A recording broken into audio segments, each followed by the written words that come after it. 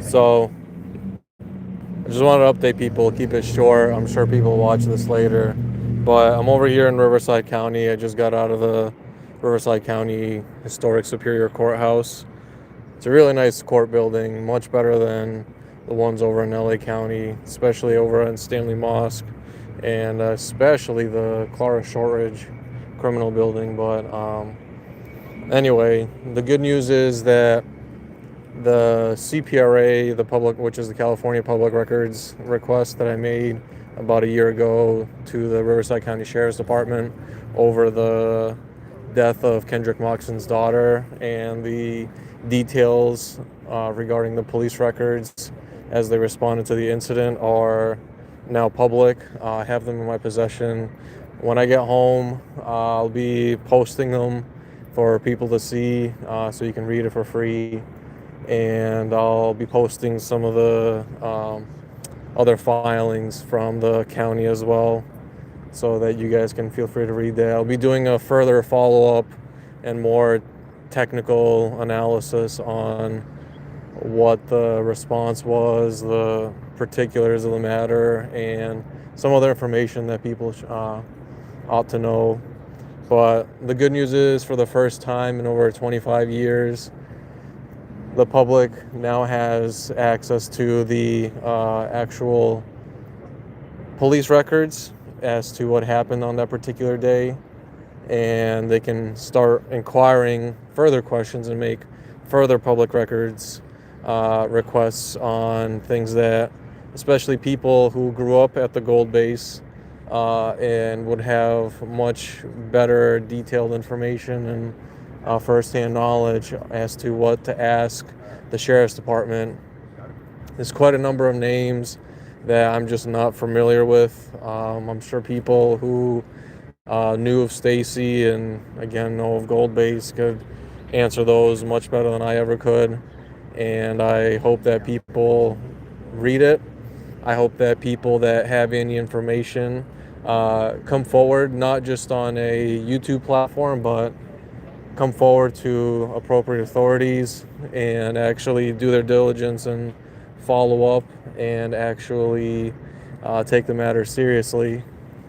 And with that, I'll give it another second, see if anybody comes in, but it's a big success. Honestly, I was pleasantly surprised at how the county, let's just say, admitted to a lot of suspicions that I had, and at the same time also behaved in a way that I very much anticipated they would. I guess the shady dealings are never done. Well, let's just put it that way. But like I've said before, the world's dumbest criminals,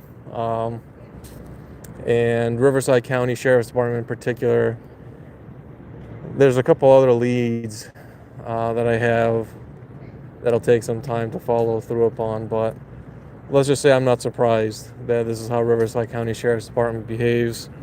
A complete disgrace of a law enforcement agency. Chad Bianco is an absolute idiot, and if you followed any of his gubernatorial race, he's my God, this guy he's so disconnected from reality. He's talking about eradicating the public school system and instead making the entire K through 12 education system privatized. And sometimes you got to wonder, where do these people get these grandiose, delusional ideas from? I mean, truly, stupidity, I like to think anyway, can only take so far, some of that grandiosity, but you never know. At the same time, the ego knows no bounds, so whatever. But I guess that's what you get with Chad Bianco leading the department. So yeah, I appreciate everybody's support. If you wanted to support future suits and investigations like this, travel out here from LA County is not cheap. It's a hell of a trip, and ditto for filing fees and whatnot, but this one was a big success. So I hope people take a look at the documents. Like I said, I'll probably get to it, if not tonight, by tomorrow. And I'll post all of the filings from my petition itself, so their reply, as well as the record, so that way people could take a look. And yeah, big success. First time that we, the people, the public, have access to the information. And yeah, that's about it. So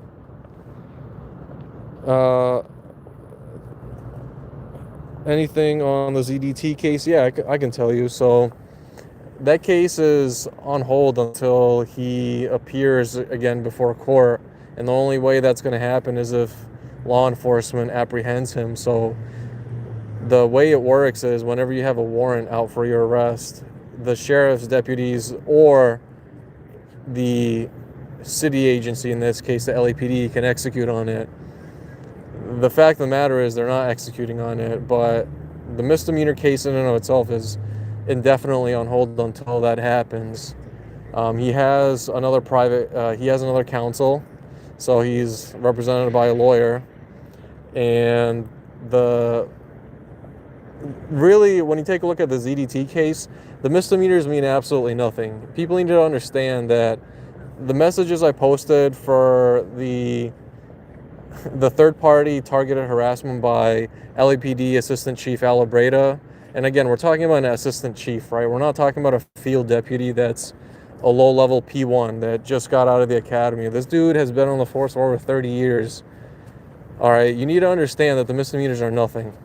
You also need to understand that the reason why that misdemeanor case has been stalling so hard, I can tell you definitively that there's just a lot of chicanery happening.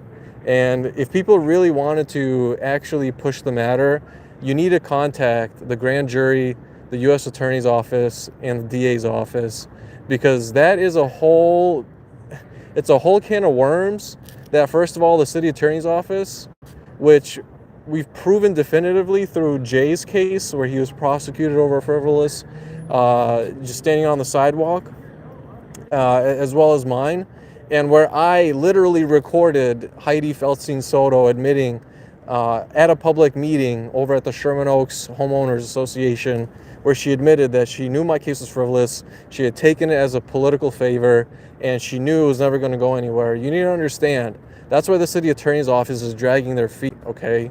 The city attorney herself is the one that calls all the shots for criminal prosecutions. The deputies are just the grunts that execute what she says. They can't file charges. They can't amend any charges. They can't file motions without her approval. She is God in the city attorney's office, like it or not. And you need to understand that she's not going to do what people think she's going to do for that case. He needs to be prosecuted on felony charges, and he needs to be taken seriously by the DA. And if the DA isn't going to do his job, then people who have been victimized need to contact the grand jury. That's the only way you're going to get any sort of accountability and justice, and not just on what the city attorney is charging him, because the narrative for the misdemeanors is very clear, okay? The city attorney has made it very clear that she's deliberately ignoring and pretending like he doesn't do this deeply organized, targeted harassment of anybody and everybody who does not, who criticizes Scientology. The city attorney is pretending like he doesn't do that, when in fact he's done that for years. He's done that for years, close to a decade. He's a self-admitted Scientologist, all right? He's a self-admitted child predator, okay? And he clearly has a highly organized ring behind him of financial donors and other people that do third-party stalking and harassment. There's quite literally video proof, and the city attorney's office is not going to do that situation any sort of justice. Heidi is deeply, deeply corrupt, and the only way anybody's going to get any sort of justice, if they actually want to see him held accountable, you need to write the DA. I've posted the address. I'm going to post it again. You need to write the grand jury, and you need to write the U.S. Attorney's Office. Otherwise, nothing will happen. The law enforcement agencies are not going to execute the arrest. They're going to wait and they're going to wait until he shows up in court all on his own. That's what's going to happen. So people that actually care, that actually want to seek justice and want to see things done right, only if felony level prosecution charges are brought forward, it's the only way that anything of serious consequence will happen. So it's a pretty clear-cut, dry case. If people actually are serious about it and they weren't just circle jerking, that's exactly what they would do. I highly encourage people, especially Nora, especially Mindy. I myself have already written to the grand jury, to the DA's office and the U.S. Attorney's office. You need to write, and others, countless others, you need to actually write those agencies and push for felony level prosecutions. Otherwise, what you think this misdemeanor case is about, it's not about any of that. It's not about any of that. You guys don't understand how that case works. The city attorney is literally ignoring every factual piece of evidence and pretending like it's just a one-off case. So again, that's the long and short of that case. If people actually want to see him held to account as well as his co-conspirators, that's what actually needs to happen. Don't wait for law enforcement. Don't wait for the city attorney. Contact the DA, contact the grand jury, contact the U.S. attorney. They're the only ones that can lawfully hold him accountable as well as his co-conspirators. There's an insurmountable amount of evidence. I mean, literally, we have dozens of third-party people that are doing it on his behalf. So anyway, that's it. And you're right, he does. He's got over a dozen victims. Aaron, Liz Gale, Liz Ferris, Nora, Mindy, myself, the family that we all know of, the children of these folks, Aaron's children, Liz's children, Nora's children, their respective spouses and husbands and wives, dozens. Laura, on multiple occasions with Laura, for years, for much longer than even Nora and others have experienced. So anyway, that's that. But yeah, I'm gonna keep this one short, and I gotta head back because traffic is an absolute nightmare getting over here from LA and getting back. So anyway, all right guys, I'll see you. Peace out. Thanks again.